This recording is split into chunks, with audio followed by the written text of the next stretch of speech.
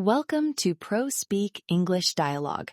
Today, Alex and Sarah talk about when every ticket is P0 and how to ask what's the priority at work in calm, professional English without sounding like you're pushing back on the whole roadmap.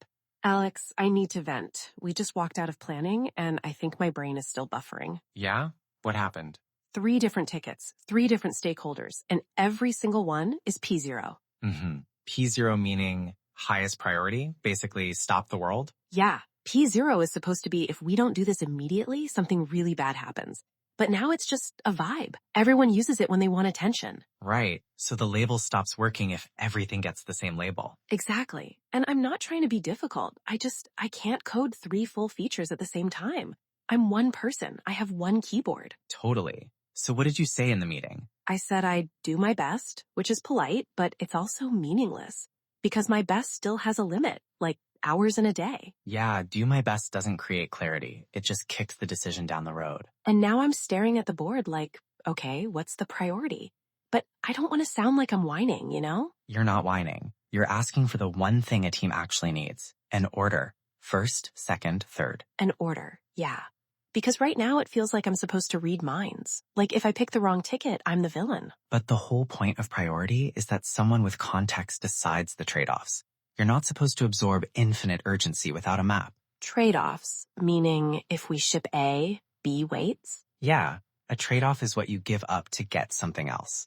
Every real priority conversation is secretly about that. Okay, so I need language that asks for the map, without sounding like I'm saying no to work. Exactly. And the first version people try is usually not quite it. All right, be honest. What did I sound like in the meeting? I think I said something like, so which one is more urgent? That's not terrible. It's a real question. But more urgent can get answered with vibes. Vibes. Yeah, because someone said they're all urgent, and then the room just nodded. Right. When people say they're all urgent, what they often mean is, please don't make me choose in public. So my question didn't force the choice. It just floated there. Another version people use is, what should I work on first? Which is polite, but it can sound like you're waiting for a babysitter.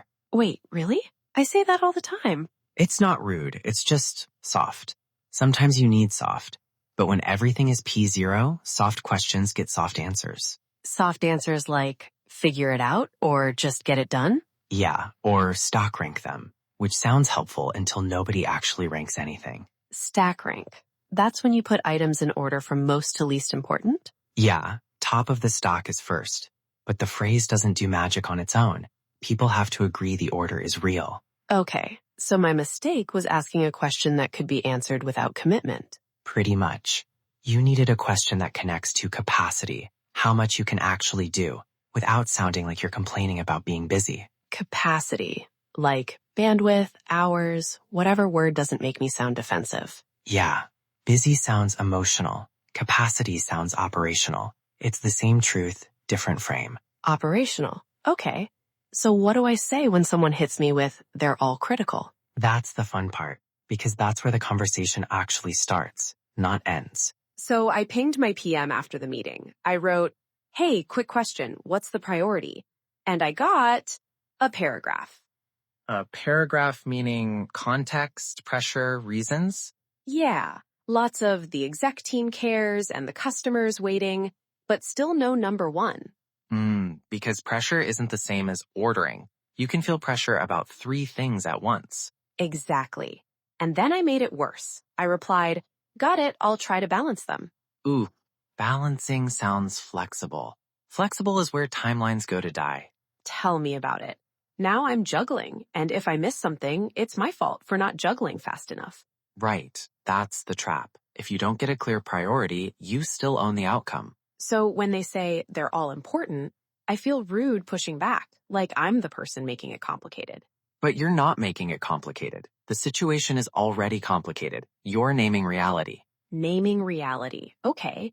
But what if they repeat, we need all of them? Then you don't argue with need. You move to time. Like, I can start today. I can't finish 3 full scopes in 1 week without dropping quality. So I'm not debating whether the work matters. I'm showing the constraint. Yeah, constraint sounds adult. Debating importance and slack sounds like a fight. Okay, constraint, time box, capacity. But I still need them to pick, or I'm the one gambling. Exactly. And a gamble isn't just your stress, it's risk. What breaks if the wrong thing ships late? Risk, like revenue, compliance, customer trust? Yeah, when you bring it back to risk, you're not whining. You're helping them manage the business. Okay, so what's the sentence that doesn't sound like a lecture? Something like this. If we can only fully deliver one by Friday, which one protects us the most? That's priority without drama. Say that again slower. I want to steal it word for word. Sure. If we can only deliver one by Friday, which one protects us the most? It forces a comparison without saying anyone is wrong. Protects us. So it's not about me being tired. It's about protecting the team. Yeah, you can swap the date. Friday, end of sprint, before the launch, whatever anchor is real. Okay. What if they say, can't you just parallelize? Then you get specific without attitude. I can run 2 tracks if one is smaller. Here's what each needs in days. Days makes it concrete. Concrete beats I'm swamped. Swamped is a feeling. Days is a plan. Right, and you can add one more line that's super useful. Happy to take the top item. What should I deprioritize? Deprioritize, meaning move down the list, right? Not cancel forever. Yeah, it signals you're cooperative, but you're not pretending everything can stay at the top. I like that. It's collaborative. Like, I'm not shutting the door. I'm asking which door to close first. Exactly. Another clean version is, I want to make sure we're aligned on risk. If these slip, what's the biggest downside? Aligned on risk. That sounds professional, not emotional. Yeah, and if you need a softer opener, use curiosity. Help me understand the real deadline for each. Are any flexible by a few days? Flexible. That's sneaky. Sometimes people admit something isn't actually fixed. Often, yeah. Panic makes everything sound rigid. A calm question loosens it. Okay, so the move is anchor time, talk trade-offs, ask what protects us most, and name what drops. That's the package. You're not asking permission to do less. You're asking for the decision that makes the work survivable. Survivable. Honestly, that's the word. I'm not trying to be lazy. I'm trying to stay accurate. Accuracy is kind. It saves everyone from a surprise on the last day. All right, I'm writing these on a sticky note. If we can only deliver one, what should I deprioritize? Help me understand the real deadline. Good list. And remember, P0 isn't a personality. It's a signal. When everything's loud, your job is to translate noise into an order. Noise into an order. I like that. Okay, I'm messaging my PM with the Friday question. Perfect. One calm question beats 10 stressed pings. Thanks. Seriously. I feel like I have a script now, not just anxiety. Anytime.